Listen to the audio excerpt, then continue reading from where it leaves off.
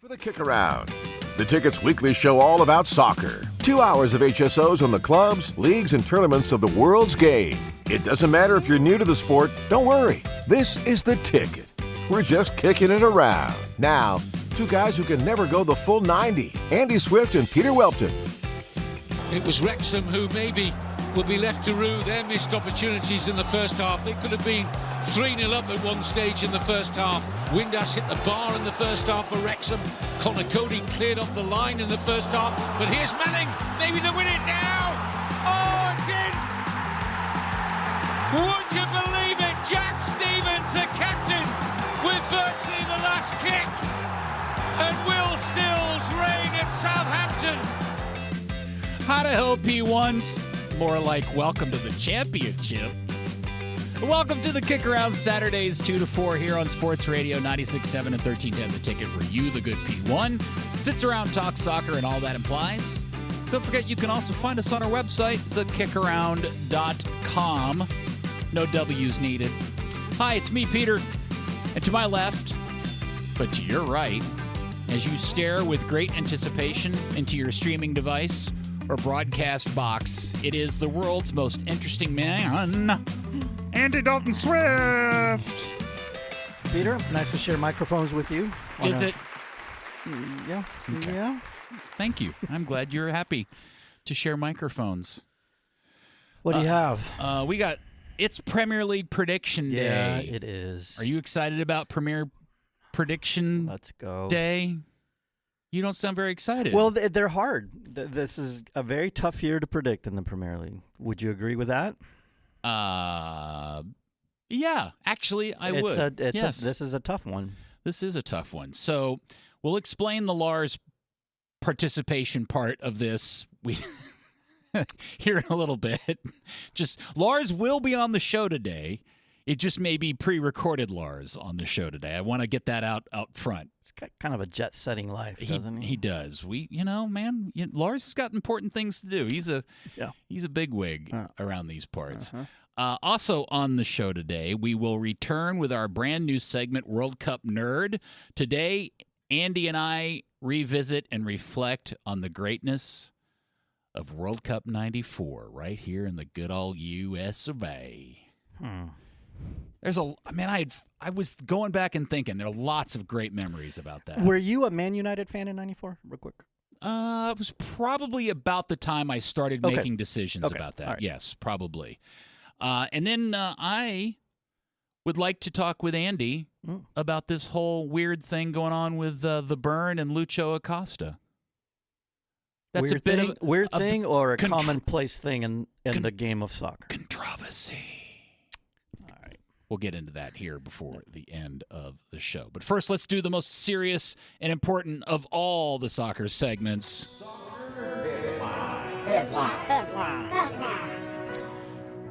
So since we last talked, it has been finalized. Heung-min Son has joined LAFC for a record 26.5 million American doll hairs. And he's 33, right? Or 31? Yeah. Anyway. We'll older take 32 in the middle. Okay. It seems like a lot of money. Because that it is a lot of money, right? Right, yes. It seems like a lot of money because it is a lot of money. Especially for a forward his age. But understand this.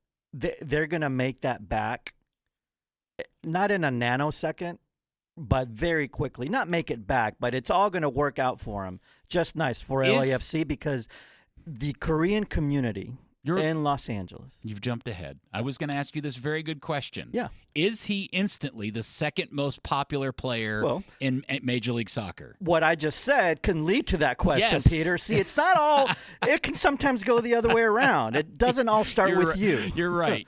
So, go ahead. Hey, Andy, with the Korean community being so big in L.A., man, does that make him like the second most popular player in MLS? Yeah, perhaps it does. It does. You're right. I should have reconnoitered. That would be good radio. Yes, you're right. So is he the second most popular player in the league? I think you can say that if you add the numbers, behind the Korean community.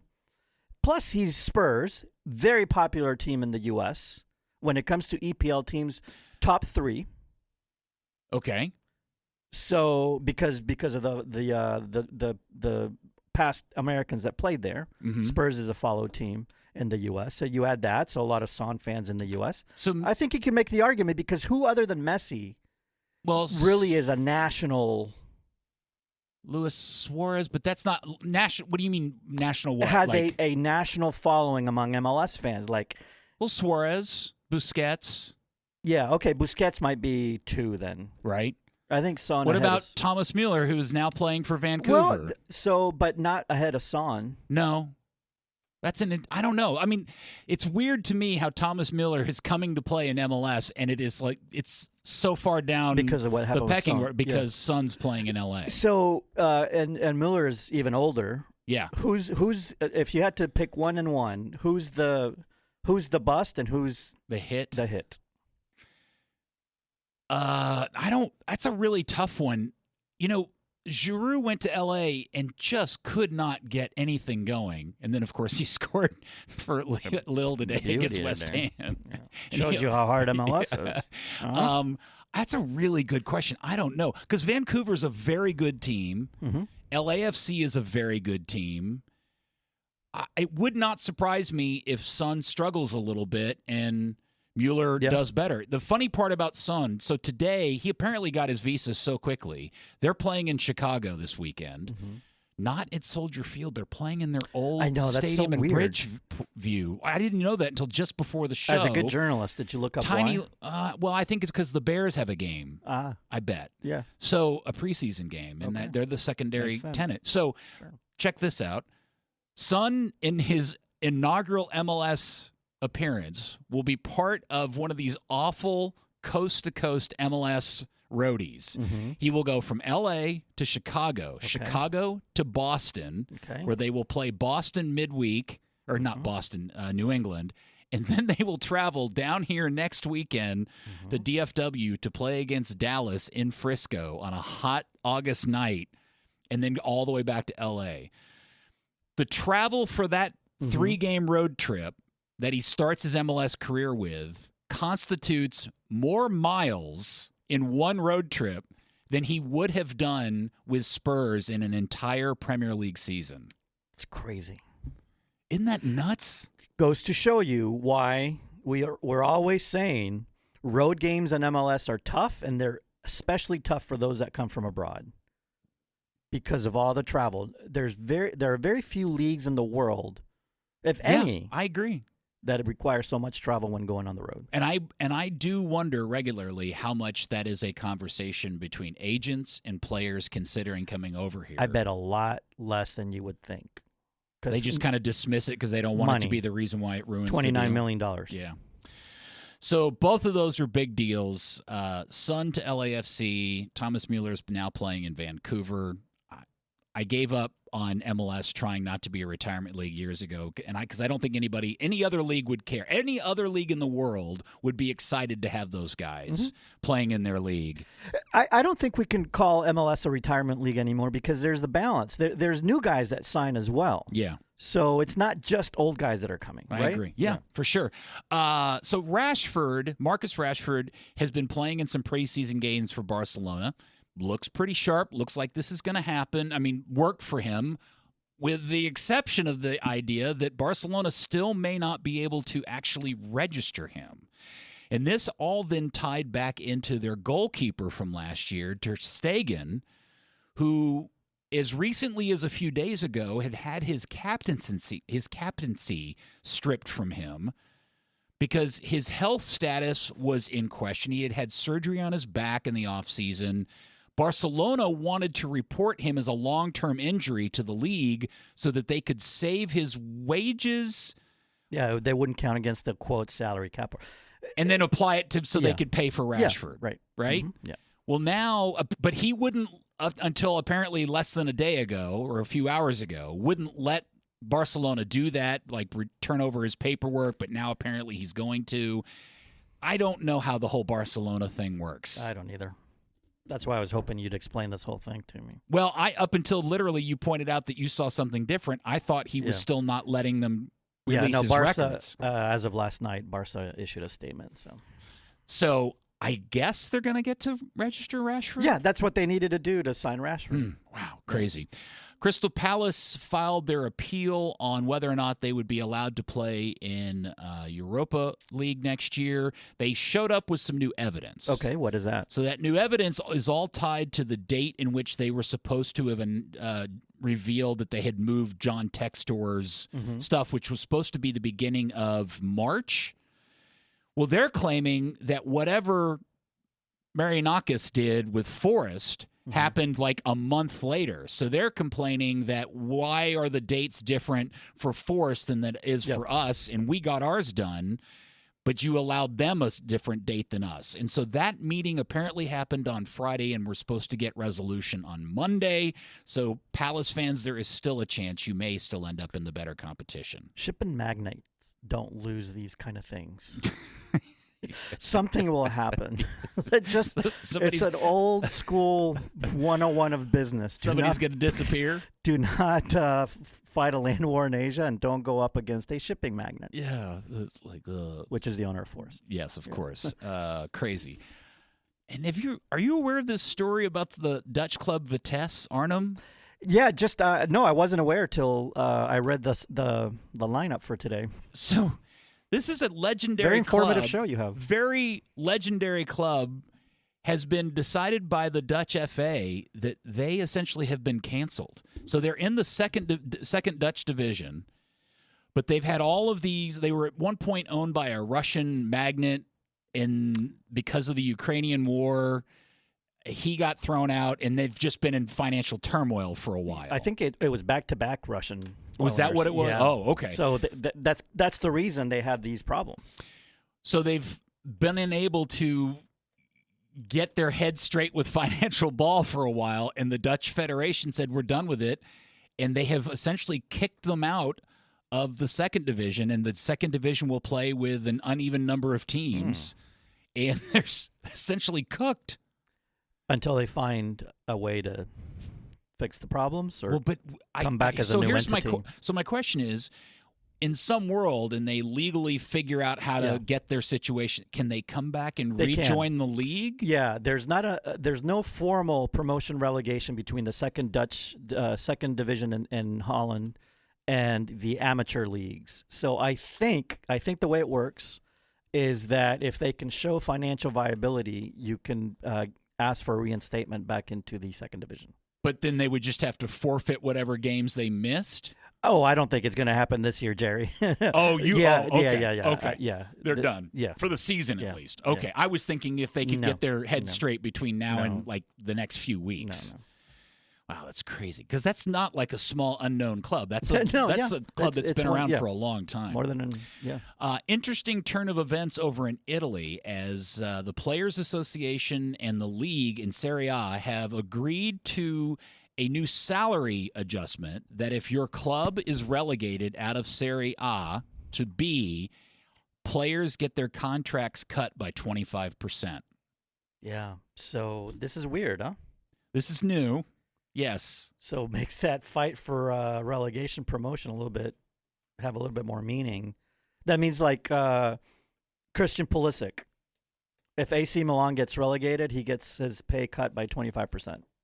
Yes. Okay. Exactly. You think he's delighted about that? I don't think he's worried about that. Jumping up and down. I think there are some teams that aren't worried about it. And then Thomas Partey, who left Arsenal, obviously is now... Is he on bail from the sexual assault charges? I don't know how it works. Is that what it is? Yeah. Yes, Partey was bailed to appear. Wow, it's crazy. He has signed a deal with Villarreal. So the Yellow Submarine. Yes. They think what they're saying is there's a chance. It's probably in his contract. If he ends up going to jail, then it's null and void, right? But aren't you at all concerned? Are they? I guess about there's the social element. Yeah, the optics of it. Yeah, the optics are not great. No. I mean, there's going to be at least some segment of your fan base that can't be happy about that. Are they in Europa? I'm sure they're at least in Europa. Yeah, League. they're always good in these tournaments, aren't they? It's just crazy to me that a team of that size and stature would be willing to I mean, I think it's pretty fair to say, I know that he's claiming his innocence and stuff, but this isn't like one person making a complaint. It's a number of people who have all claimed very similar and made similar accusations against him. Yeah, you'd think he'd end up in Saudi Arabia or something like that. I guess, yeah. That's what you were thinking. I said it. I said it for you. Yes. Yeah, it is weird. I agree. And then last but not least, Spain has replaced the United States at the top of the FIFA women's rankings. Well, the number one. It's weird because England beat them, right? But beat them in PKs, That's which true. goes down as a draw technically. And so, body of work over the last 6 months, the U.S. hasn't really played a meaningful tournament, right? Mm-mm. And that's how those things work. They just haven't accrued the points necessary to stay number one. You know how these FIFA rankings are; they're very, very accurate. And no, I mean, it's, do you hold any station, any value to FIFA rankings, men or women? in big general terms, like if a top team is playing a minnow team, I just want to see where this minnow team ranks. I mean, are they like top 50 in the world? Are they top 100? That kind of thing. All right, well, there you go. Soccer headlines for today. When we come back, we'll get into it. The 25-26 Premier League season is upon us. We get into predictions and setting it up and all of that next year on the KickAround. Did you get up early, put on your footy pajamas, watch Wrexham? No. Well, my dog got up early, so I got up early and ended up watching it. And I also watched most of Birmingham play Ipswich yesterday.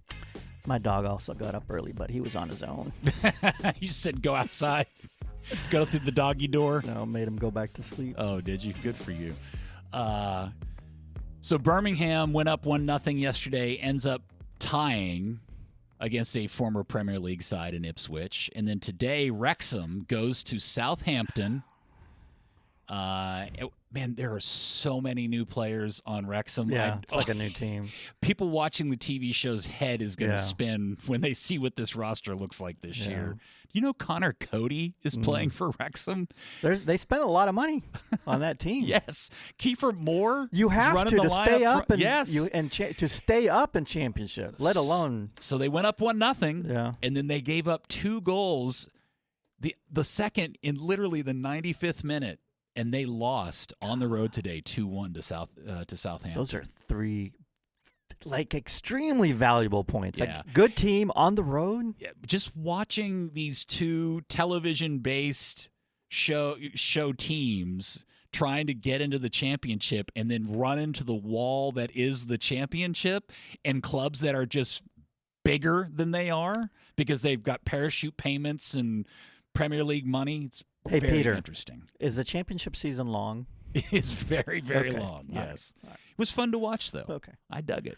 All right, Andy, speaking of the big league, the 25-26 season is here. And also, by the way, do you realize that today marks the start, unofficially, of the 12th season of the KickAround? 12? I thought we were on 10. This is the start of the 12th season of There coverage. you go. Yes. Well done. So, congratulations to us. All right, let's start by setting the table for the 25-26 season. Obviously, as we get into the idea that this could potentially be the most exciting season we've seen in the Premier League in a while. Why is that? Because of the big transfers. Okay. I disagree with that. Really? I mean, yeah, no, that's part of it. I think it's because we have so many teams with a legit shot at the title, not just 1 or 2. And so many teams with a legit shot at top 4 or Europe or whatever it is. Sure. It is like when we were doing predictions, in our head before coming on the show, I was like, man, this is the toughest season to predict. And this is why it's going to be a really good and fun season to watch. Yeah, it was a difficult one to predict this year across the board. Like Yeah, if you're right, doing a all top to 20 bottom. slots, Exactly. it Yeah. was really difficult. Just real big. Obviously, I think the biggest purchase in the offseason is Florian Wirtz at Liverpool. Not just from a money standpoint. I think the importance of him, especially with the passing of Diego Jota, Yeah. Mm-hmm. I think that even elevated his purchase and importance of that even more so for Liverpool. Yeah, more than Arsenal and their 9. That's a big one. I totally agree that's a big one, but I think Wirtz is the biggest Okay. one. Gyökeres at Arsenal, yes, huge deal. They finally have their 9. That is a win-now purchase. He's 27 years old. That's a lot of money for a guy that you're not going to turn around and sell on for more money down in a short period of time. They just played a friendly, I forget against who. I didn't watch it, but I read that apparently he didn't look great. Yeah.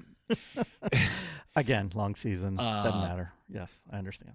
United, ridiculous amount of spending, £200 million on 3 frontline players, the biggest of which was the one that was announced today when they played our Fiorentina. Yes. What was the result there? It was a 1-1 draw. Okay. David De Gea came back and was honored. He was in goal for them. Okay. Yes. Wow. Sesko.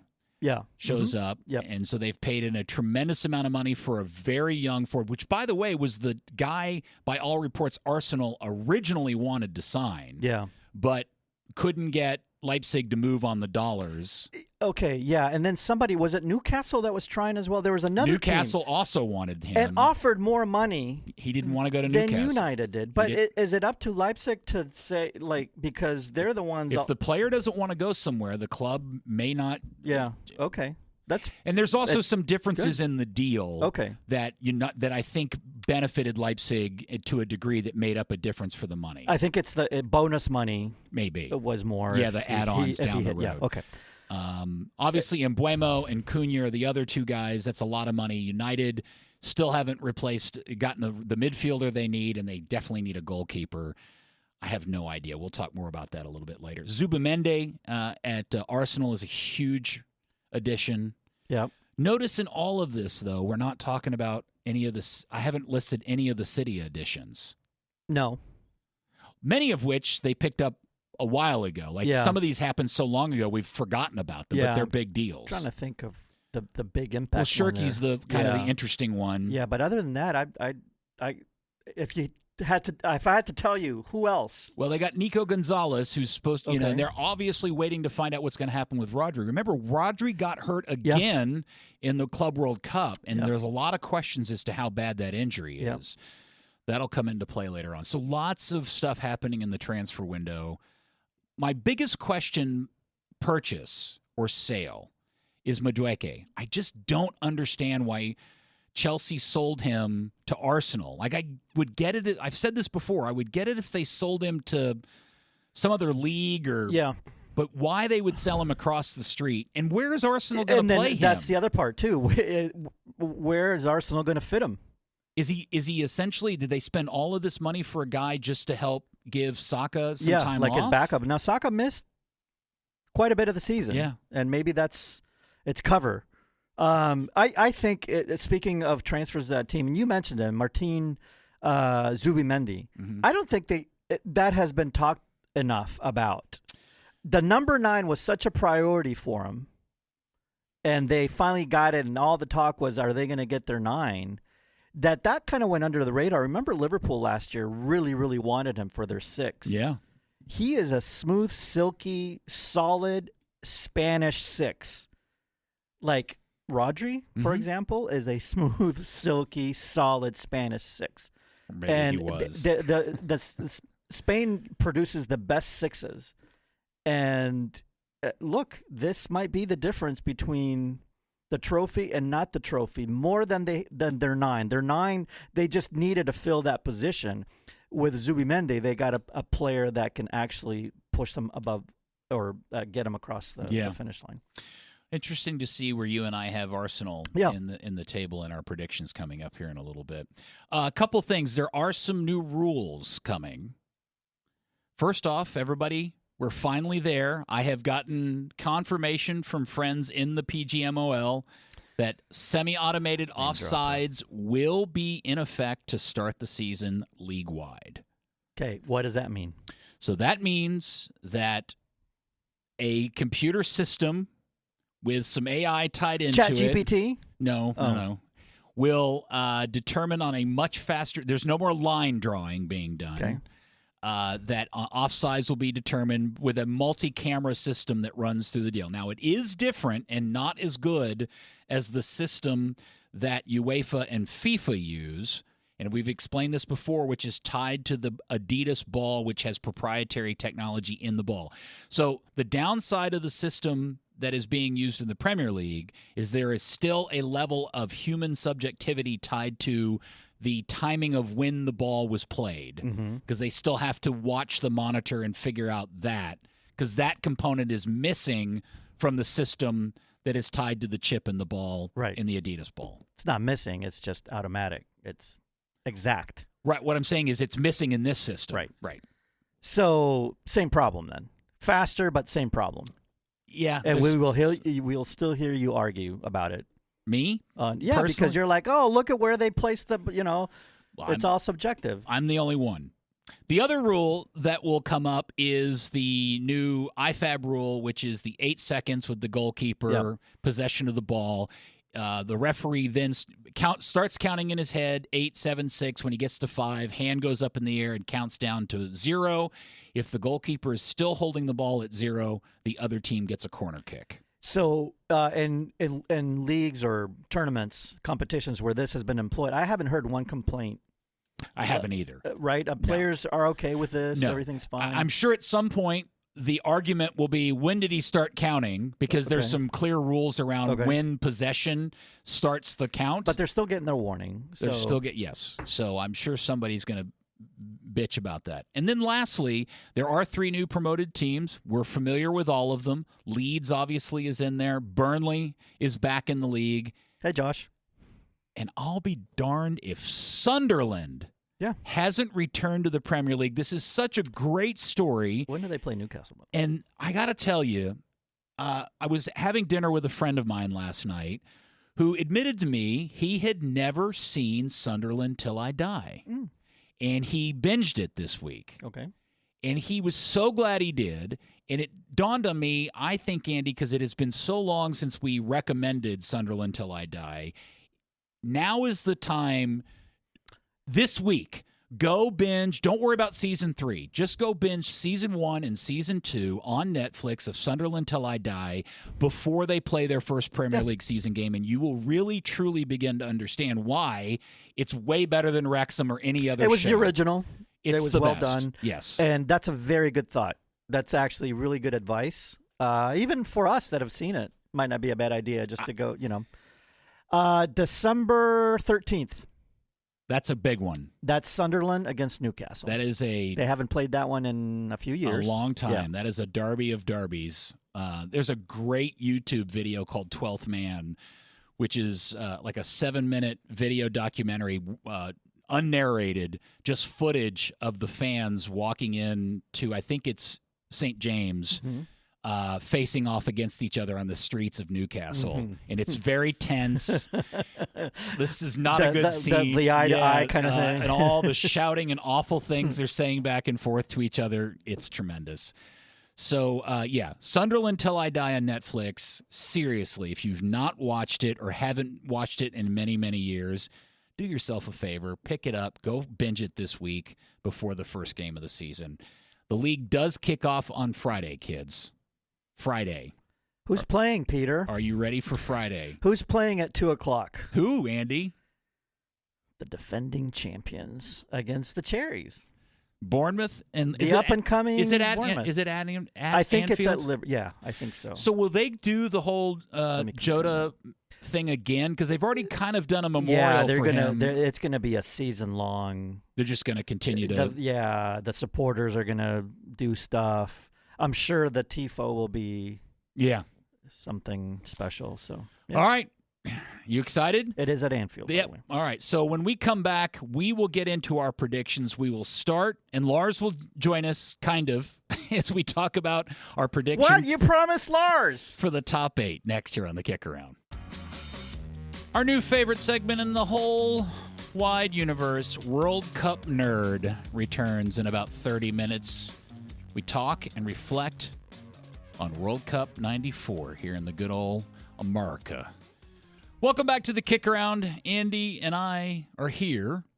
Lars is kind of here. Lars, as you guys understand, get the song today or no? No. Okay. I'm not going to play the song today because he's no. We're not going to have Lars live because Lars is on the other side of the earth, and the timing of him calling in today was problematic for him, so we got him to pre-record his predictions. Okay. Now, here's the thing. The way I did a poor job in how I requested him to do this. I wanted him to do it in bits and pieces so that we could, but he ended up going on like an 8-minute TED Talk. So instructor error. Yeah, that was my fault. Yeah. So I've chopped some of it up to play here, but what I'm going to do for you, the good P1, because it is interesting as he breaks down and really gets into some nuts and bolts on stuff that we just don't have time to do today, I'm going to tack that entire thing onto the end of the podcast version of today's show that will be available starting tomorrow. Wherever you get your podcast, just type in the KickAround. Follow, subscribe, hit that button, man, all that stuff, all right? You ready to do this? What about push like? I've heard Push. that You could too. hit a like, thumbs up. Does that help it's too? all whatever, Okay. all that same thing. It's importante. All right, so we're going to start at the top of the table. We're going to do the top 8 because really at this point, Andy, you and I were like trying to decide what constitutes the worth talking about. Yeah. Used to be top 7. We'd do top 7 all the way to Everton Cup. But now there's so many. Well, I'm not even sure. I think at one time I felt like we talked about Just top 5. 4. Yeah, something like that. Because there wasn't a conference league spot. So and you it was do top always 4 and the same. one Europa League spot. All the same 5 teams. But things are different these days. Yeah. It's a new EPL. All right, so the other thing that I did, Not your because it is grandfather's 2025, I got Chat GTP involved Yeah. here. Competing against us. Competing against. So I'm gonna. Okay. We're gonna start 5 through 8. Okay. I'm gonna read off how Chat GTP predicted 8 through 5. Okay. And then I'm gonna play Lars's explanation of 8 through 5 and what his results were, and then we can do this. So, Chat GTP in 8th place has Brighton. Okay. Shockingly, one of its most shocking predictions, they have Crystal Palace in 7th. Okay. Newcastle 6th. And Aston Villa in 5th. Wow, they're leaving some people. So 68, 66, 64, and 62 points for those positions, by the way. But we're not predicting points. No, I'm just sharing just kind of where you go. Here is our good buddy Lars, 5 through 8. Now, 5th through 8th is an absolute nightmare to predict. I mean, Yes, I've Lars. got Newcastle, Villa, Tottenham, and Manchester United. But you know what? In what order? Think is a complete coin toss, to be honest, you guys. I am very hesitant to commit to an order. So. Okay, no. We need orders. I'm going to give it to you. Okay. Because, and again, you'll have to listen to because he goes into this long Fair. explanation. Okay. So in 5th, he had Villa. 6th, he has Newcastle. He has United in 7th. And what was the last team that he mentioned? Was it Spurs? No. He went so fast. Oh, let's play it one more time. 5th through 8th I forgot. is an absolute nightmare to predict. I mean, I've got Newcastle, Villa, Tottenham, and Manchester United. But you know what? Tottenham. In what Yes. order? So, yes. So, there you go. That's the order he has the teams in. All right? Okay, fair. Who do you, Andy, have in 8th through 5th? 8th through 5th. 8th through 5th. So starting with 8, I have Villa. Okay. Because I think they're going to have a run at Europa League. Okay. And that'll hurt the EPL performance a bit. All right. We should give a reason, right? Yeah. for our Why don't picks. you just go ahead and do 8, 7, Okay, 6, 5. yeah. Spurs, I have in 7th. I think the bones okay. are there. Lost a lot of games from winning positions last year. New good coach. Newcastle I have in 6th, so I agree with ChatGPT and Lars. And then I have Chelsea in 5th. Interesting. Yeah. Okay. I don't think, you give me your 5 through 8 first. Okay, so in 8th I have Forest. I know they sold off Alanga, but I believe in Okay, Nuno. no regression to the mean I for want you? happy Nuno. No. I think putting Spurs in 7th as well is a kind of surprising. Going from 17th to 7th is a giant jump. But I trust in Thomas Frank. Yes, and I think the team was better than where they ended up last year. It is. Now, here's the deal. Madison is out for the season with an ACL tear. Mm-hmm. That's a big problem. Them ending up in 7th is going to require them making a quality purchase before this window closes.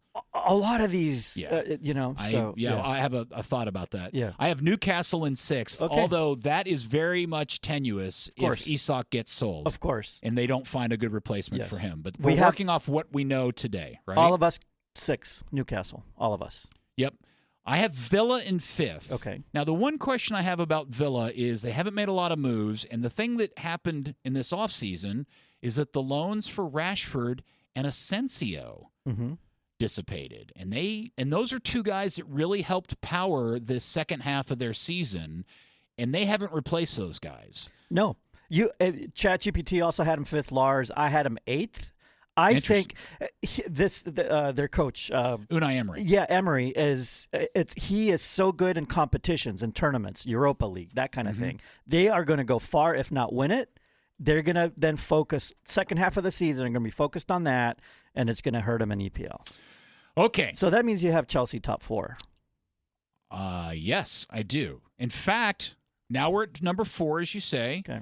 ChatGPT has Chelsea at number 4. Okay. It claims that Opta model predicts 63.7 points.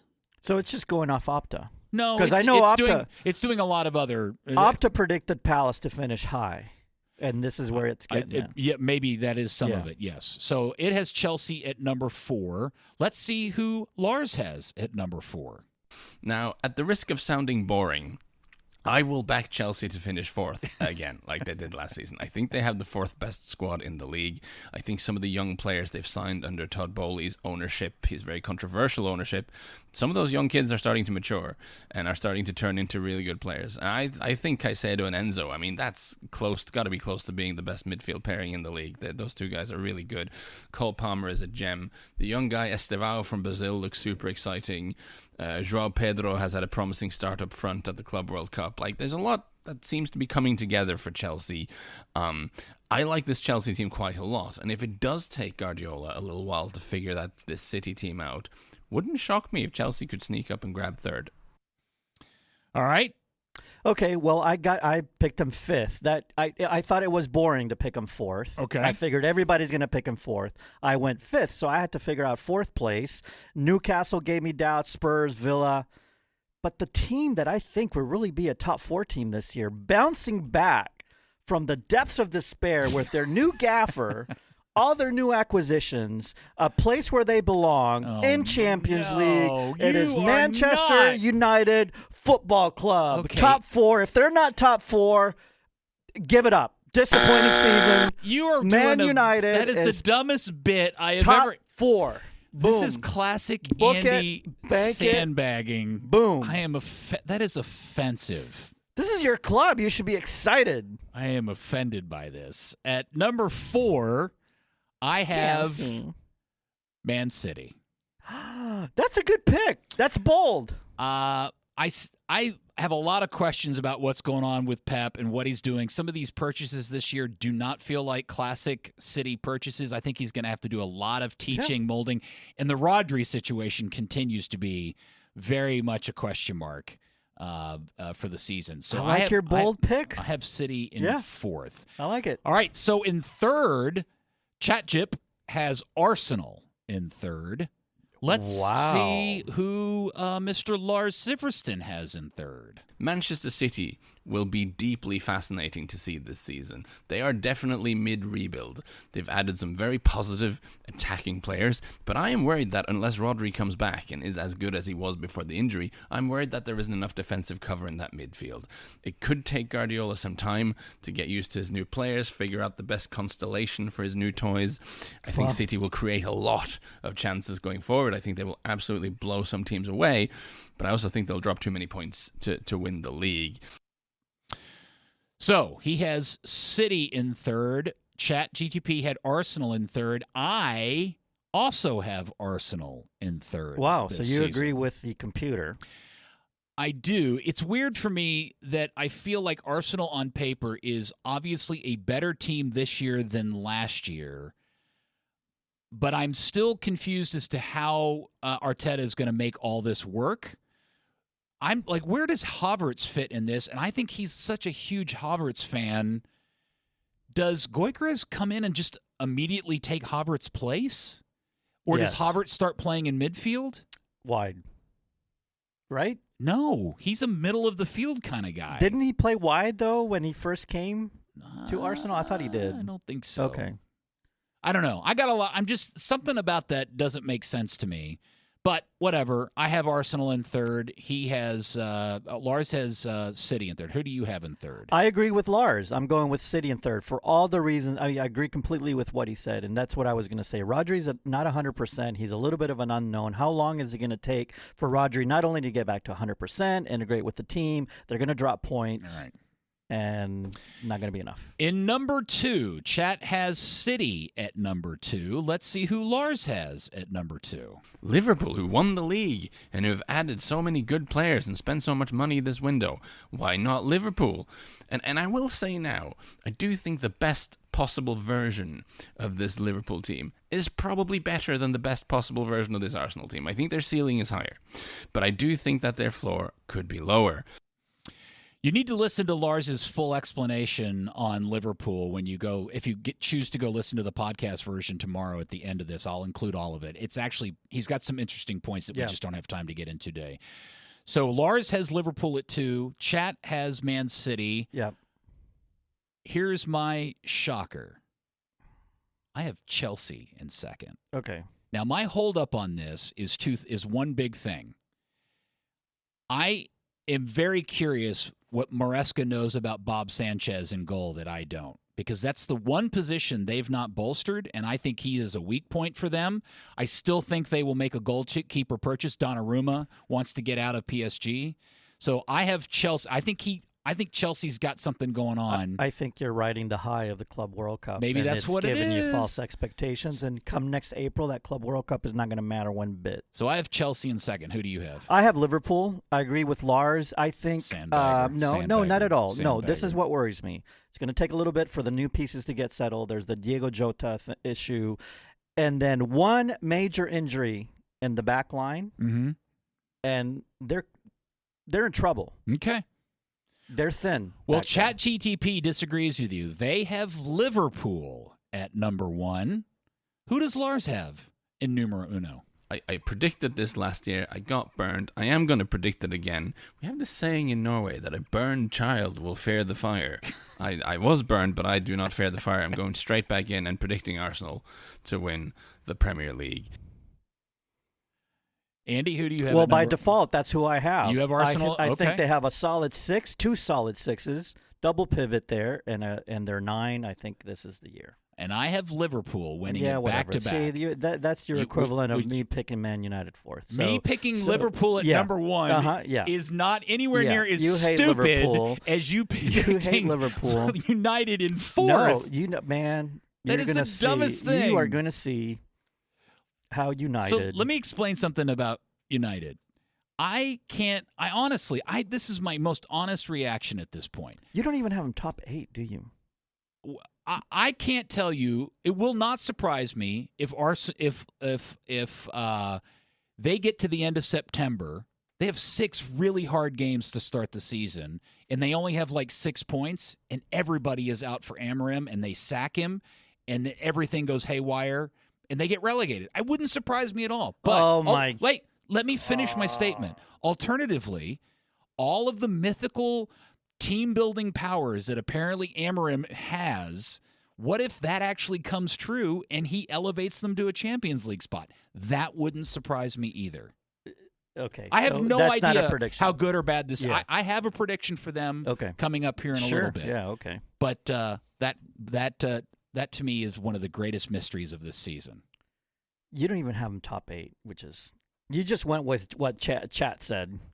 Yeah. Not true. Mm-hmm. Share it. All right. There's our top 8 predictions for the upcoming Premier League season. We get into the rest of the league, including predictions on relegation next year on the Kick-Around. What the hey is going on with Football Club Dallas and Lucho Acosta? Talk about that situation before the end of the show today here on the Kick-Around. Welcome back. I'm Peter. He's Andy. We've been working with Lars via the miracle of stuff recorded on the internet. making our predictions for the upcoming Premier League season, which kicks off on Friday. Liverpool hosting Bournemouth, the Cherries. And we have done the top half, essentially, 8th through 1st. Let's start with the relegation zone. Now, we were including our friend over at ChatGTP. And I'll just tell you, I don't know if you differ on this. And I don't think the order does the order of how they finish as relegation sides matter? No, we've never done that. We've just done a point for each. I will just tell you that ChatGTP, Lars, and myself, I don't know what your prediction, all are the same. We all predict for the third season in a row, 3 up, 3 down. Burnley, Leeds, and Sunderland will all get relegated back down to the championship. Do you have one of those teams at least vying for a better chance than the others? So in my head, what I have thought about is the following.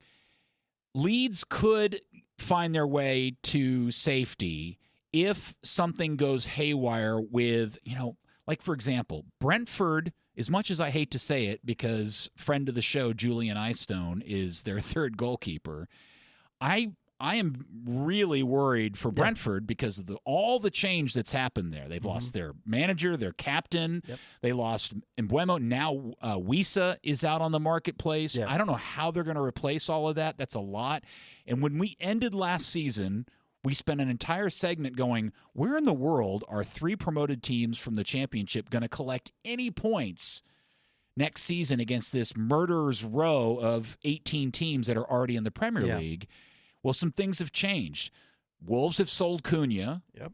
In the previous window, what did we say? If they lose Cunha, they may go down last year. Well, they didn't. Well, now they've sold him. Yep. They haven't replaced him.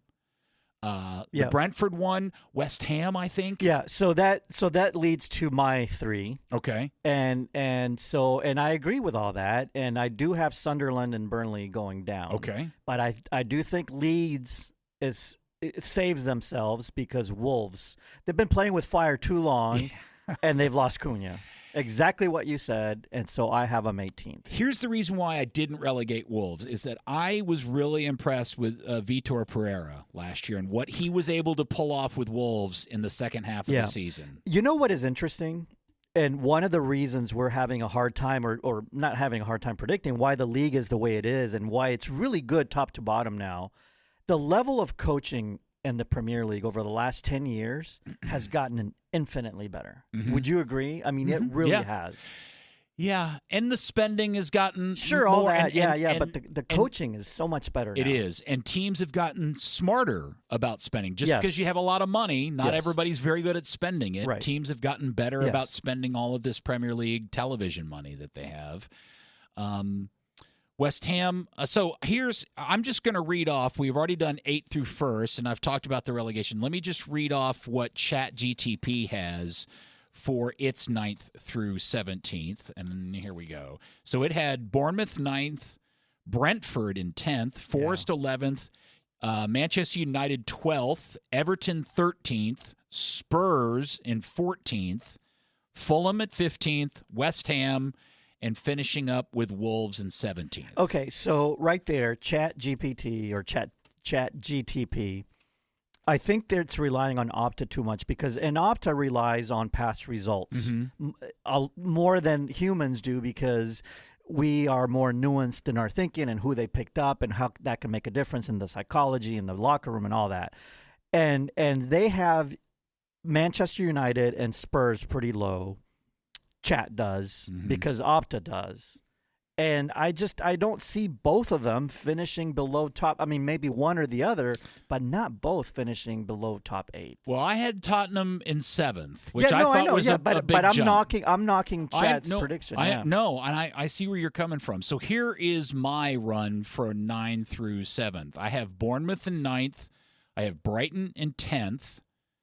Bournemouth, man, I'm just worried. That's another team I'm worried about. My guess is they'll start slowly because they lost a lot of key defensive players, sold them off. But I think Areola will get them screwed back together and they'll have a nice late run. Brighton, always find talent. Hurlitzer's going to be great this year. I think they're going to be fine. I have Manchester United, I have them in 11th. And my big reason for this is if you take away what they did at the top of the formation, they're essentially exactly the same team in the back. They didn't make any changes in additions, and they are desperate at midfield and in goal. And unless they make another purchase before the window closes, I think, man, go look at their first 6 games and tell me how they get out of September. Crazy. Fulham in 12th. I have Fulham in 12th. They haven't done a lot, but I think Silva's a good manager. I have Crystal Palace in 13th. That could change a lot if they end up selling Eze before the end of the window. Yep. I have Everton in 14th. Teams struggle in brand new stadiums. Keep that in the back of your mind. Exactly. I have Brentford in 15th. Talked about that. I have West Ham in 16th and Wolves in 17th. So Bournemouth, are we going to mine now? Yeah. Go ahead. I also have them in 9th. It's interesting. So did Chat. Chat. Just call it Chat. Chat, yeah. And you, I don't know what Lars did. I don't know if you know off the top of your head. I did not get Lars's 9 through 17. That's fine. I really wanted to put Bournemouth top 8. I really did. But too much change in the back, right? Yeah. And so that'll be a struggle at first. I agree. Just a quick order. The Cherries, then Brighton, Fulham, Forest. I have them dropping a little bit more than you do and more than Chat does. Palace. I don't know why they're picking Palace top 7. 7th.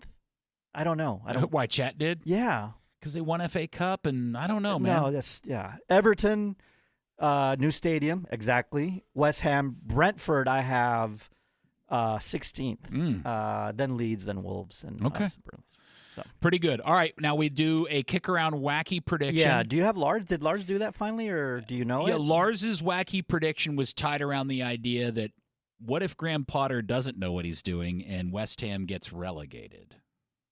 He's not predicting wacky. They get. I know. I mean, that's He reluctantly did a wacky prediction. Chat's got him at 16th. You have him at 17th, 16th, something like that.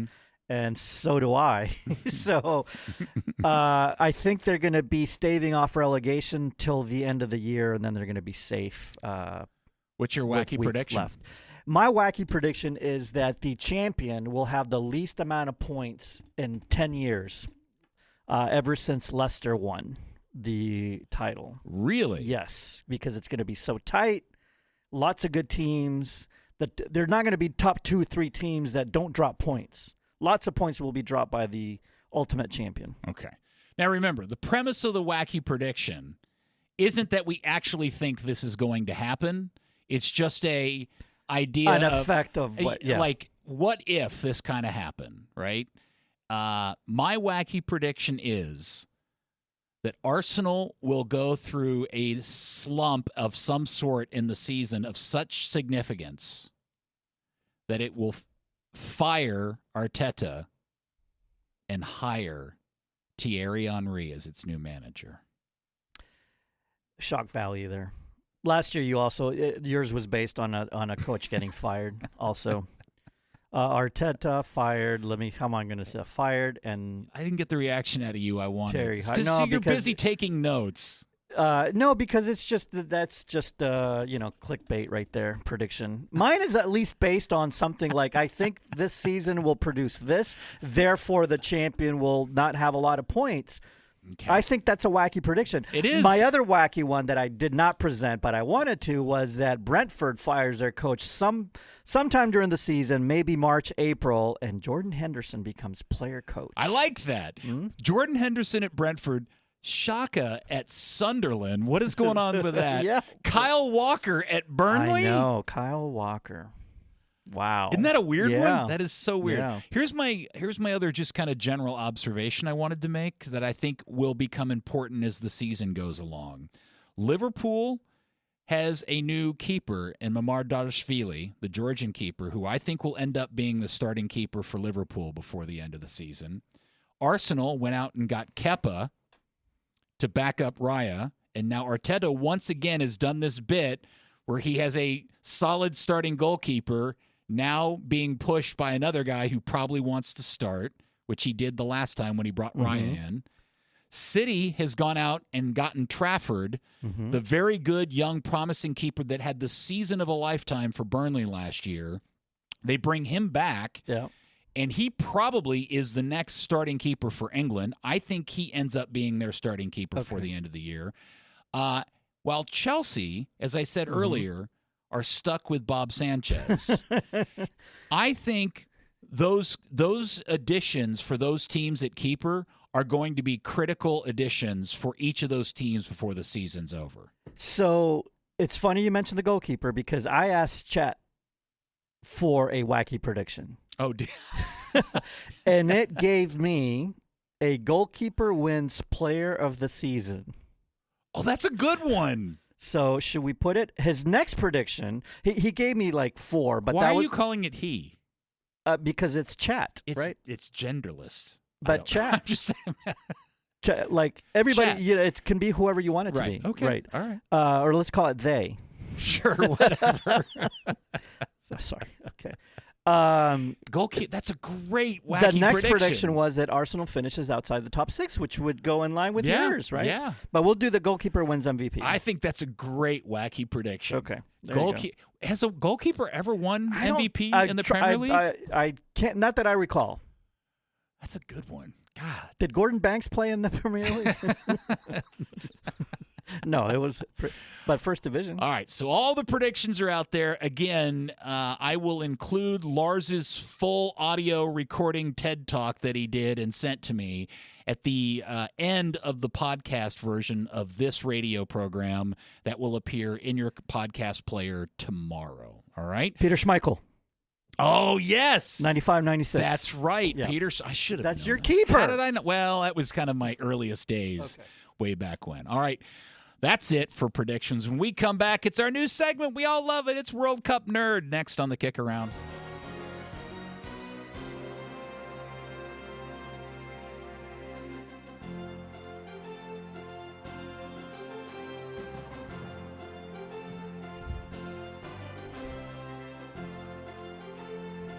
Josh Sargent scored with his butt today for Norwich.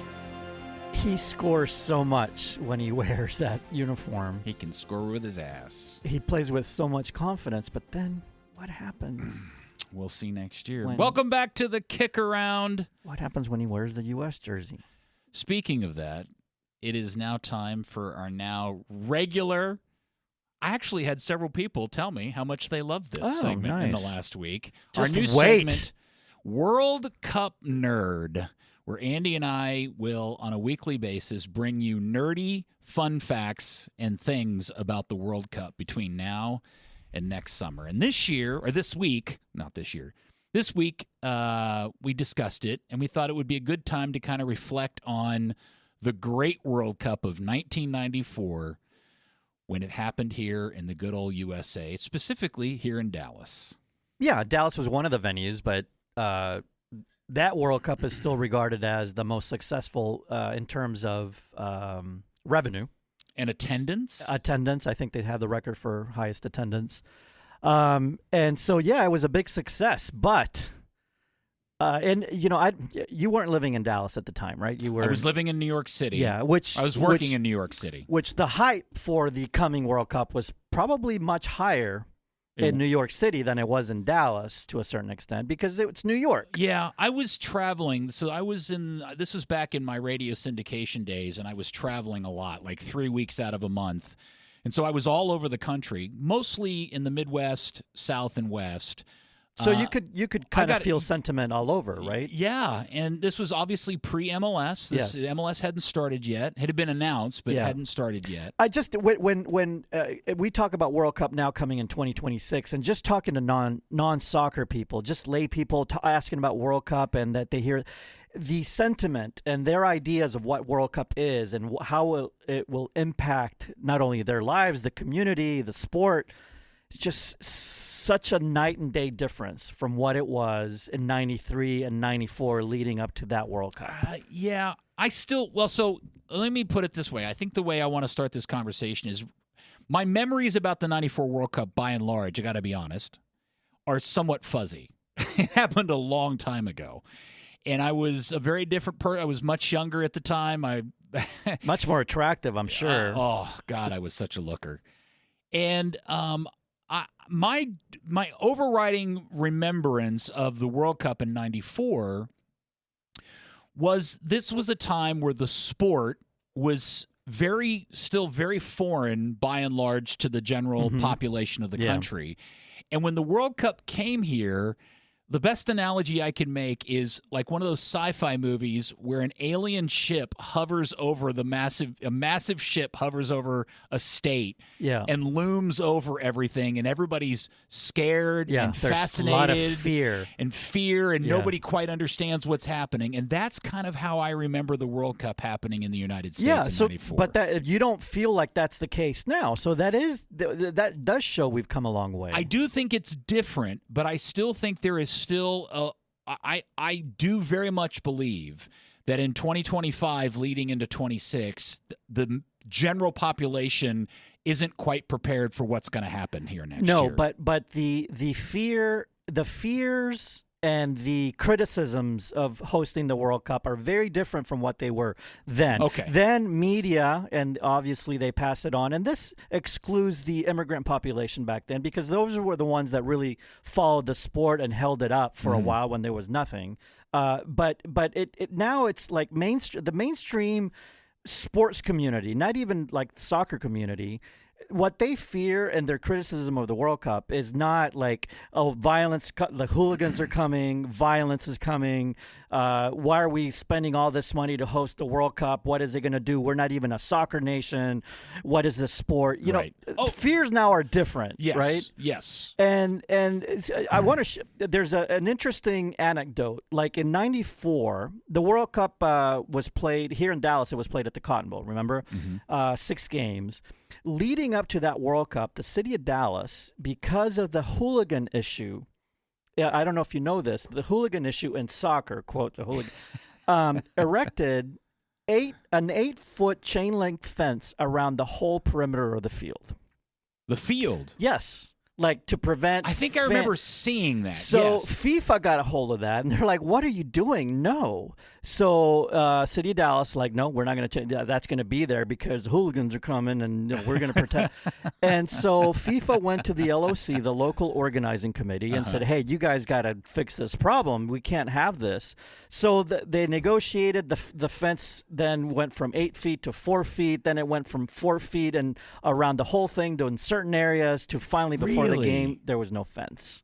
Crazy. And there was no problems. Of course not. But remember the media? I remember Dale Hansen going off about why are we hosting the World Cup? And Dallas Morning News. Yes. You know, with some editorials that once it started, public sentiment really changed. And I think people saw the energy and how vibrant it is and all that. That's the other part that I remember is that as I was traveling around doing my work and visiting my markets and stuff, people were generally really into it. Yeah. And whether I was once it started. Right. Whether I was in Kansas City or Denver or Houston or out on the West Coast somewhere, people really began to buy it. Now, part of that was driven by the U.S. men's national team, which was, man, the distance we've come as a soccer nation between the 94 team and whatever the 26 team ends up being is pretty remarkable. Or is it? Well, okay. I mean, there were some super spares on. I mean, there's some greats on the team. Yeah. But there's some super spares on that team too. Yeah, there's no professional league, and but man, they battled and got results. Grit. They got out of their group. Fighting for the badge and the crest. And some of the craziest stories in World Cup history, crazy and dramatic and upsetting stories in World Cup history come out of the 94 World Cup, obviously leading with Colombia and the fact that they lose to the United States. On an own goal. Unfortunately executed or that's the wrong word. Sorry, wrong word. Jeez, dude. I didn't mean to use it that way. That makes it appear like he came back in the government. An own goal caused by Escobar, who then later on is killed on the streets of Colombia. And the Romario bit. Yeah. And then obviously the other one is, and we could do an entire episode on this one thing, which is Maradona Yeah. The suspension of Maradona, and they announced it when Argentina had just arrived in Dallas to play a game. I got to go and cover the press conference for ESPN, so that'll be a fun story. We also in Dallas, by the way, had the best game of the tournament, the Brazil-Holland quarterfinal match. The other thing I want to point out as well is that a lot of skepticism. There was a lot of skepticism about how much money was being spent to host the World Cup and what kind of economic impact it would really have. And once the tournament started and local businesses started to see and reap the rewards of hosting the tournament, that sentiment also changed. And then people realized it was well worth it. And when I talk about that, I don't think people really quite understand what's about to happen when the World Cup returns here next year is specifically pointed at the DFW area because of the number of games that we're getting. Mm-hmm. And I know this is an analogy that has been used a lot and probably overused to the point that everybody is numb to it, but it's like having 9 Super Bowls being played in your area in the span of 6 weeks. Yeah. And I think in terms of reservations, hotel, restaurant, trying to get around traffic-wise, it's going to be nuts around here for a period of time. And I think that's the part that not everybody is ready for. Well, but I also think people understand it a little better than they did, obviously, in 94 because the league's been here and the sport is more established. Access to the biggest leagues in the world and the biggest players is something that didn't exist in was Fox Soccer Channel even a thing in 94? No, there was another one related to Fox that Fox eventually developed into Fox. But, yeah, it wasn't – there was ESPN International or something like that. Yeah, so the access to soccer back in 94 was – a fraction of what it is today. So it will be very different, but I still think the overall impact of what's coming in comparison is pretty big. I think in 94, if you would have said, like whatever given city, your city's hosting the Olympics, people would have understood what that meant. When you said, hey, your city's going to host a World Cup, they didn't understand what that meant back then. Today, you don't have to say it's like the Olympics. I think you say it's like the World Cup, and people know that's a big deal. So I had forgotten this. Do you know there was an official U.S. 94 World Cup theme song? There was a mascot. I don't remember it. Do you remember the name of the mascot? No. Eagle or something? Striker, the eagle. The was World he an Cup. Eagle? No. Oh. Striker, the World Cup pup. Ah, okay. It was a dog. I don't remember. Yeah, okay. They actually had a theme song. I had forgotten about this until I researched it, and I have a snippet. It was written. This is not a bit. This is for real. It was written and performed by Daryl Hall of Hall & Oates, along with the Sounds of Blackness choir. Okay. This is I've kind of fast forwarded to the chorus. Here it is. It was called or is called Gloryland.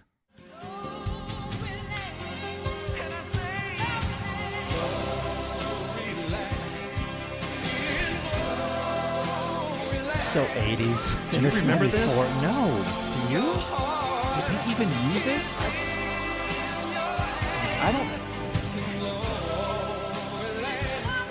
When would they have used it? Opening ceremonies? Somebody sang it at the stadium? Soldier Field, Maybe. Right? Where was the final played? L.A., dude. Pasadena. That's what I thought. Rose Okay. Bowl. Opening day, Soldier Field. Remember Diana Ross missed the PK? Yes.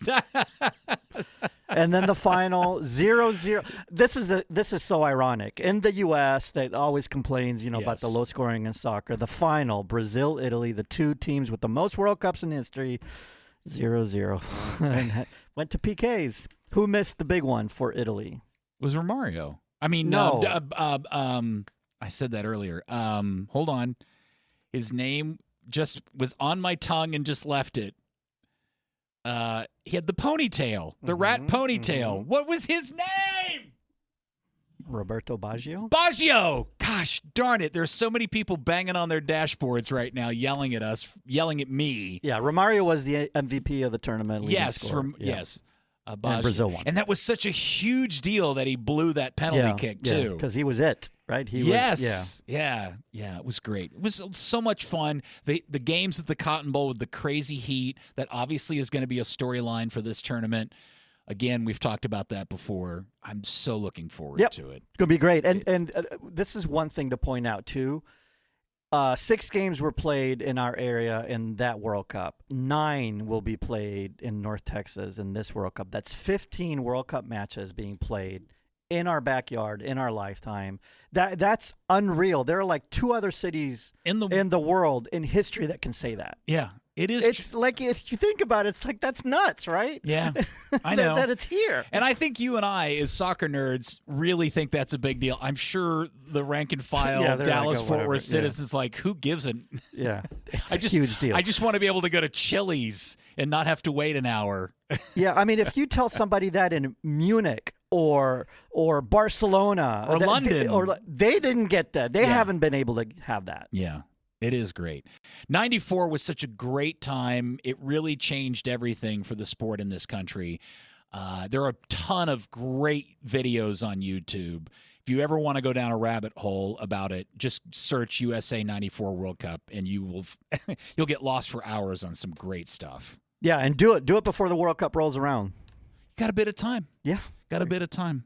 All right, that's today's episode of World Cup Nerd. When we get back, the curious case of FC Dallas and Lucho Acosta, next on the KickAround. Is that the same song that you played last time? All World Cup, all the time. Okay. That's our show now. Okay. Now we're doing bits. Love it. Welcome back to the KickAround. I was confused. I thought maybe we hadn't done World Cup Nerd yet, and I just imagined we had Maybe done the it masses won another World Cup segment. We haven't prepared one yet. Okay. We could.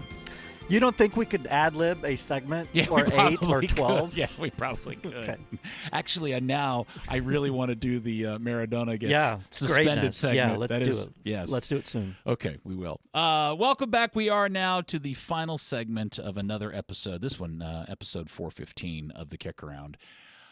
All right, here's what I want to do in this segment. All right. I want to talk about something that has happened with our MLS team here in the last couple of days. Not our MLS team. Our team. Our team, yes, the Burn, FC Dallas. By the way, just real quick, I want to thank FC Dallas for having me out at the media game Monday evening. I got to play in the media game. Andy did not participate. No, it's hot. It was great. It was a lot of fun playing on that grass field, wearing actual, instead of flats or whatever, because all I do is play on turf these days. Getting to play on a grass field was tremendous. Just show the kids a thing or two about the game. No, I was probably the oldest guy out there. But big fun. I appreciate that they do that, and I appreciate the invitation, and had a great time. Thank you very much. I want to talk about... Haven't said that. You're terrible, man. I want to talk... Terrible. Why am I terrible? Go ahead. Nothing. Why are you giving me... I'm not. I'm just... Go ahead. You've already made this out to be bad guy me. I want to talk about the Lucho Acosta situation. Okay. I think this is an interesting story on a lot of fronts. I think it is also... I think right off the bat, it is a very good reminder of how not just Dallas, all MLS teams benefit greatly from the general lack of interest from local and national sports media on their organizations in the league in general, because this isn't a great story that's happened to them, and it's not getting talked about in the local media. I mean, we are literally the only local sports outlet that is talking about this since it was announced yesterday. Yeah, because soccer still... It'll cover it if the entity pushes for coverage, and with this one, they don't want to push for it. Right. That's their best interest. So what we're talking about is, if you weren't paying attention, at the beginning of the season, Dallas did something nobody anticipated, and they went out and spent a tremendous amount of money using a new league rule, $5 million, to acquire a guy, Lucho Acosta, who was the league MVP just 2 seasons prior, and brought him in to great fanfare. Unfortunately, it went so bad and so haywire so fast that they sold him off to a club in Brazil. Yeah, Fluminense, not a World Cup club at their first opportunity. Mm-hmm. And the question that I have that I want to discuss here is one where I have a conflict of emotions over it. And this is what I want to talk through with you. Okay. I want to pull on this thread a little bit. I'm here for you, Peter. I want to pull on this thread. All right. And I'm going to do that admitting up front that I run the risk of sounding like a giant potato-headed hypocrite. You still want to move forward with the segment then? Yep, I do. Okay. I ain't afraid of you MFers. Okay. Here's the thing.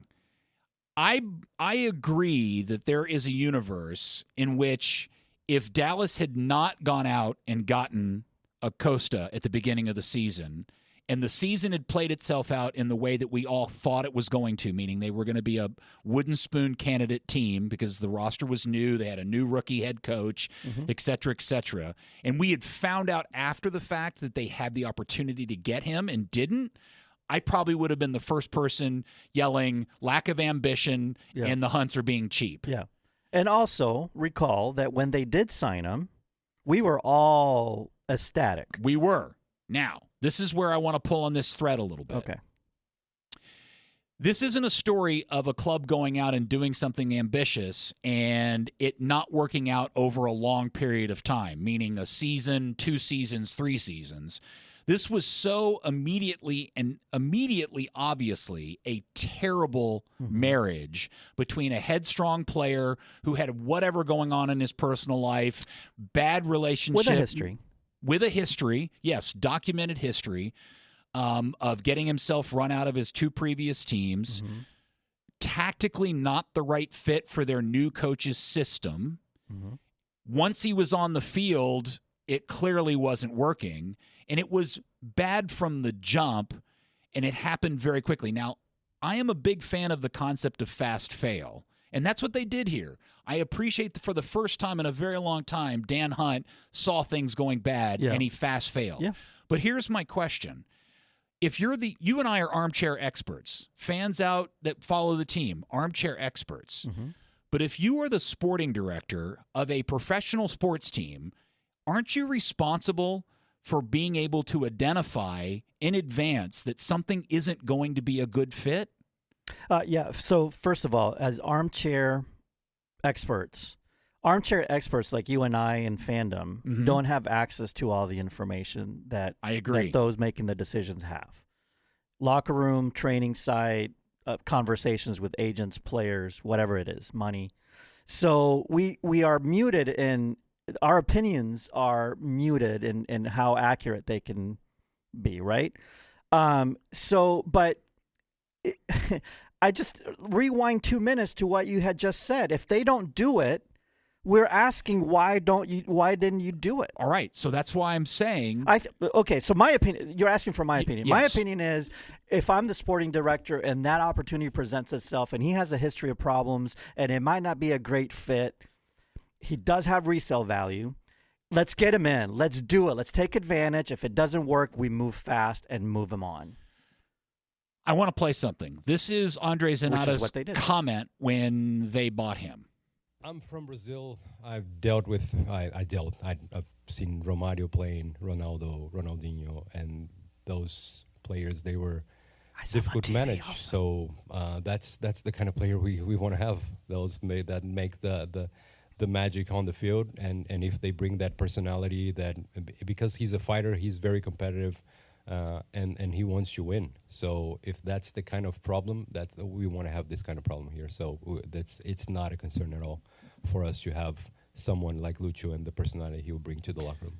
Okay. If Zanata knew that he'd have to turn around and sell this guy as the first opportunity, he didn't know that first. I know. Okay.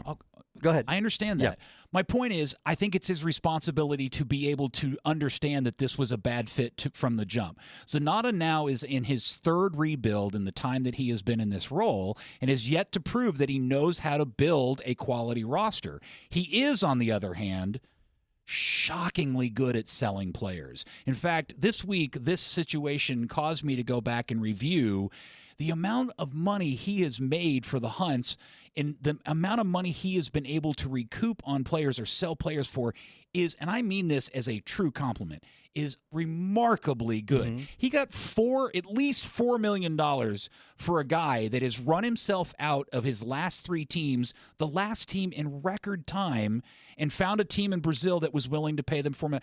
He got $2 million from Marco Farfan last week. That was pretty good. He got $20 million for Ricardo Pepi. Yeah, that's fine. But you play, like, let's be fair here. You played you played that soundbite. Mm-hmm. What was the purpose of you playing the soundbite? Just to show what he said when he brought a player in with problems, and then he was trying to say, hey, there's an upside here. Yes. The point to playing the audio is he's kind of making a point. I know what I'm doing, which is fine, but this went haywire immediately. So and I think, and I'm asking the question, if you are an expert that somebody pays you money to build a roster, this was so bad so quick. How do you get a guy? How do you make the decision to get a guy that so clearly was a bad fit for the team? But I don't know if it was so clearly a bad fit until you have him in, and then you see that it's not a good fit. Like some of the issues are tactical, some are technical, some are personality, and until you mix all those things together, in the bucket, you won't know. And sometimes you hit. I think it's okay for radio show guys and season ticket holders to have some grace and go, well, it seemed like a good idea at the time.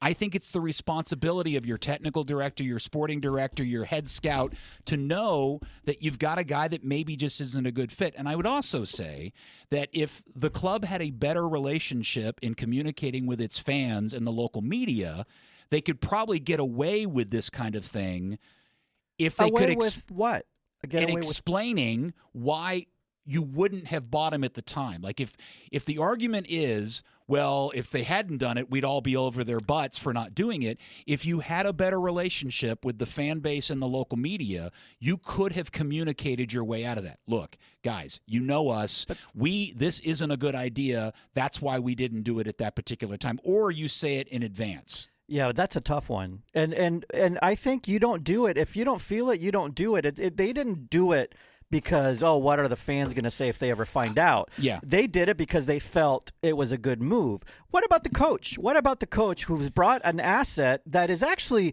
a pretty good one with off-field ish or on-field, whatever they are, locker room issues, however you want to label it. What about the coach making it work or not making it work? I mean, some of the responsibility you have to lay on him. I agree. What about teammates? What about the 2 6s, the double pivot that you have to have work for him to play there that didn't perform 100%? But again, those are players selected by your sporting director and your front office team. Quill didn't pick those guys. No, Quill was handed all those guys. That's how it works. But ultimately, and you go to the EPL, you have 80% of the teams with that issue. Who gets fired? Usually the coach. The coach gets fired. And Quill was picked by this same team of people. And in baseball it happens, and it's ultimately the responsibility of the coach to make the pieces work that the GM put together. And in this case, yes, I guess the club, the coach was just hired. So the club, they're not going to fire the coach. They have to give him a chance. Young, unproven, give him the chance. So what's option B? Get rid of the problem as quickly as possible. I think it happens. In the sport, it happens. I still would rather them have gotten, what I don't want is them not to pull the trigger when another opportunity comes because they're gun shy because this happened. Mm-hmm. So I'm like, hey, you tried, it didn't work, you moved it on quickly, great, because now you can try it again because it wasn't like the ultimate disaster that it could have been had you not pulled the trigger quickly, right? Well, I think they're pretty much in the same place in the table they would have been had they not gotten him. That's irrelevant. Okay. I think this is a fascinating conversation. I'm glad we had it. I'm not saying I'm right. I'm just curious because, I'm not saying you're wrong. I'm just presenting another side. Yeah, that's what I want. Yeah. I mean, I've really been in a quandary about this because I agree with you. I think the fact that they tried it is great, but I'm also like, but wait, this feels like it was so obvious after the fact that, and again, hindsight as a fan or a media guy is different than being the man or the crew that has to make those decisions in real time. But in sport, how often do you get a guy in a trade, free agency, whatever, and then you find out, the quote scouting report was wrong. Look at Nunez, Liverpool. I was over the moon that they got that guy. You were, yeah, right. $80 million is what they paid for him, it right? It was a lot, yeah, more than 5. Yeah, so smart people were picking him, right? Or were saying, hey, he's the one, that's the guy we need, and it just didn't work. It just sometimes doesn't work out. Yeah. Well, Dallas has another home game tonight, 7:30 against Portland. No, Lucho Acosta is not going to be there. Martin Paz, by the way, is also hurt this week, too. So there you go. Also, at the game I went to, it was a 3-0 spanking, and Acosta didn't play. That's right. They've actually so played I'm a like, lot better. You know, I kind of like that team. Not bad. Not bad. Very good. Well, thank you, Andy. I appreciate you doing that exercise with me. I thought that was of value and a good soccer segment for the P1. All right. Thank you. We will be back next week, by the way, as the league will have started. I'm looking forward to that. Thank you to Mr. Dixon for doing excellent tickers, EA for producing this thing, and Trammell for running the board. Premier League season, KickAround season number 12 underway. Congratulations, everybody. Thank you, P1s. You know, we love and adore you, but still going out there. Get stuck in, win your 50s. Well, hello, everyone. This is your long-distance soccer friend Lars Sivertsen checking in with you ahead of the start of the English League season. I've brought some predictions. Which is predictions that will in no way be used against me at some future date by Andy and Peter. They would never do such a thing. It's a fool's game making soccer predictions, but it's fun, isn't it? Yeah, let's not take it too seriously. I'm just going to dive straight in and go straight for the top of the order. That is the most interesting thing, isn't it? Who is going to win the league? And you know what? I predicted this last year. I got burned. I am going to predict it again. We have this saying in Norway that a burned child will fear the fire. I was burned, but I do not fear the fire. I'm going straight back in and predicting Arsenal to win the Premier League. Now, as much as they had trouble with injuries last season, they were still the best defensive team in the league. And they were the best defensive team in the league for the second season running. I do think defense is a little underrated, possibly because it's boring to talk about. But their attack sort of malfunctioned last season, in large part because they were over-reliant on Saka. They were over-reliant on Ødegaard, who both got injured, and they didn't really have a striker. Now, with Victor Gyökeres coming in, even if he doesn't end up scoring as many goals in England as he did in Portugal, his physicality, his movement, his work rate will add so much to the Arsenal attack, I think. Madueke will be an option on the right. That should ease some of the pressure on Saka. With the striker now, you can put Havertz into midfield a bit more, which should be an option to ease some of the pressure on Martin Ødegaard. So you added some depth there. Zubimendi in the midfield should be a direct upgrade on Thomas Partey. I do feel like Arsenal have struck a good balance between adding to the squad but not changing too much, not disrupting the patterns and connections that you built in that team over the last few seasons. They have, like I said, been the best defense in the league 2 years running. And with a couple of more tools in the toolkit going forward, hopefully some better luck with injuries, I do think this could be the year. Big question mark around maybe their mentality. They do seem to be a bit of a whiny bunch, Arsenal. They don't seem to cope super well with adversity. That is a concern. But I really don't think Arteta gets enough credit for the foundation he's built there and for the way he's made them title contenders again. I think this could be the year he finally gets them across the line. Now that raises the question, what do I have against Liverpool? Liverpool, who won the league and who have added so many good players and spent so much money this window. Why not Liverpool? And I will say now, I do think the best possible version of this Liverpool team is probably better than the best possible version of this Arsenal team. I think their ceiling is higher, but I do think that their floor could be lower. They have two new fullbacks, they have a new playmaker, you have a new expensive forward, maybe two new expensive forwards, whereas Arsenal have they've added to something that was already good and needed something extra. Liverpool, this looks like more of a rebuild of the team to me. A lot of new connections have to be formed and a lot of new relationships on the pitch have to be built. And these rebuilds, they're necessary, they are, but they're also a little scary. It doesn't always work right away. Now, to be clear, Liverpool's additions look great, and I have a lot of trust in their recruitment guys, but more changes to me spells a little bit more uncertainty. And you also have questions like, if Van Dijk or Konate gets injured, who plays at the back? Konate in particular has an injury record. Gravenberch was a revelation as the midfield anchor last season. If he gets injured, who plays as the number 6? Are we moving Alexis McAllister down there? Not a great solution. Mohamed Salah scored 29 goals in the Premier League last season. 29. Incredible. But he is 33. And historically, forwards rarely keep up this kind of rate of production well into their 30s. He could be an outlier. Certainly, he's a guy who's in incredible shape. But it's not guaranteed. If he goes back to scoring a more normal number of goals, are we 100% confident the other attackers will pick up the slack? Arne Slot did a great job last season. He took over a team that was already very good, made tweaks rather than big changes, and won the league. Now he's going to have to make more changes. He's going to have to make more significant changes and build almost a new team because of the big changes they've had to make. And that's a bigger test. We're on uncharted waters with him there. And it could work.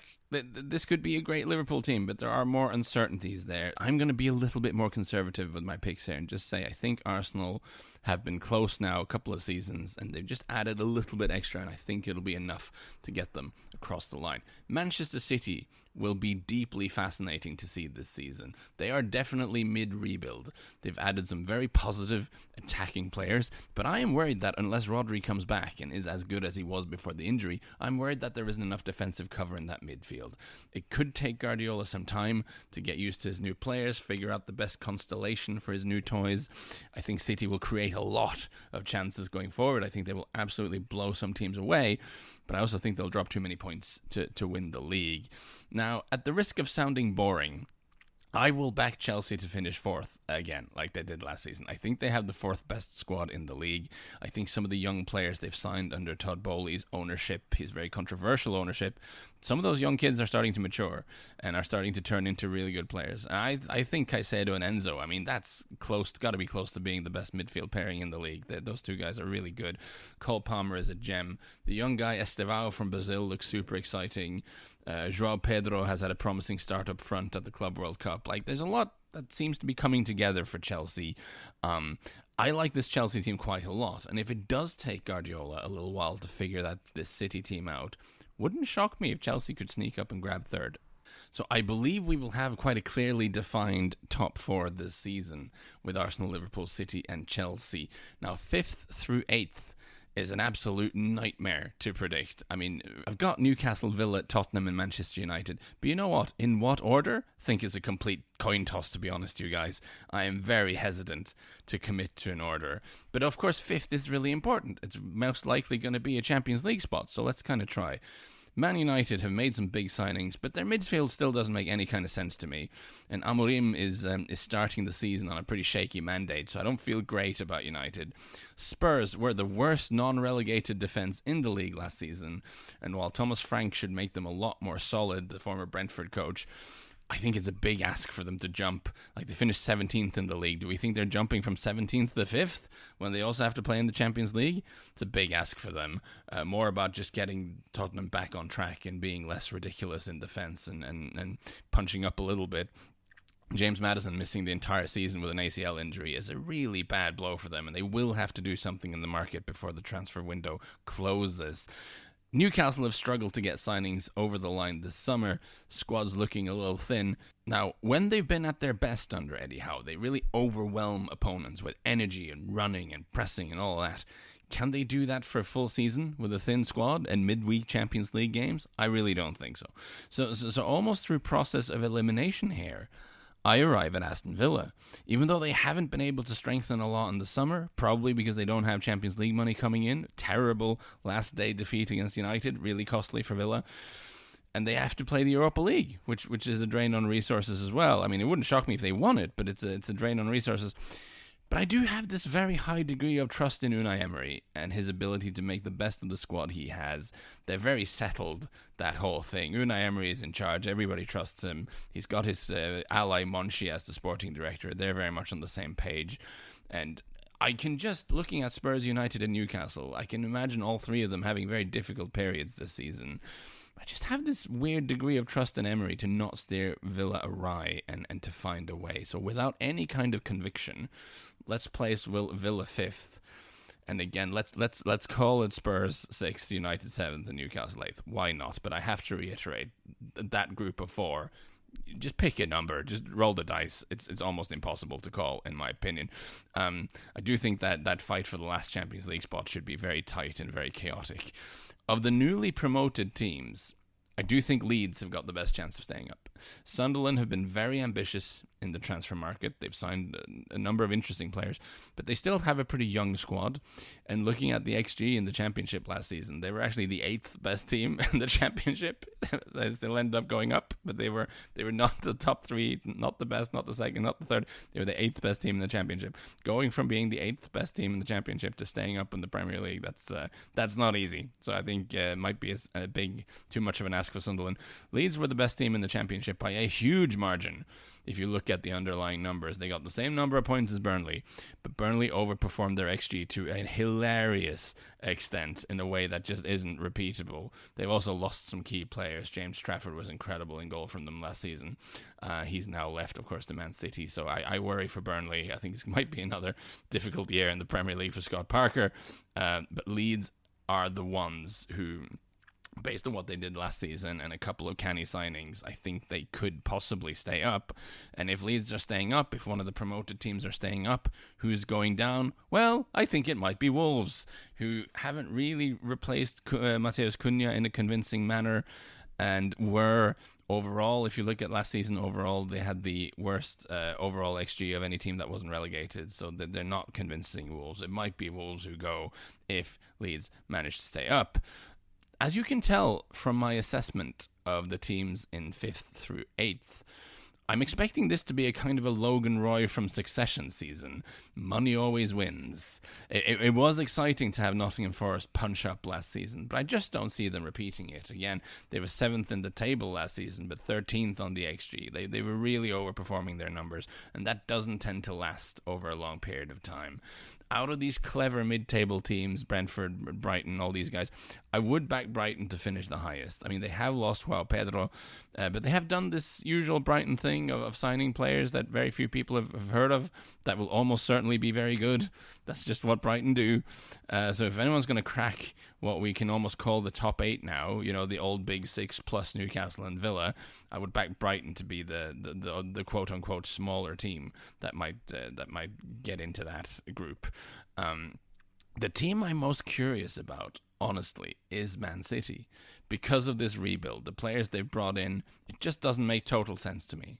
But Pep Guardiola has such an incredible record of just figuring stuff out. I believe he's been a coach for 16 full seasons and won the league in 12 of them. 12 out of 16 league titles he's won as a coach, which is outrageous, even if you've worked for some big clubs with some big budgets. I don't think right now the City squad looks to me like a squad that can win the league. But you know what? He's done it so many times. So I'm also prepared to just watch Guardiola prove me wrong and to do it in an unexpected and interesting way. Very intrigued to watch Manchester City this season.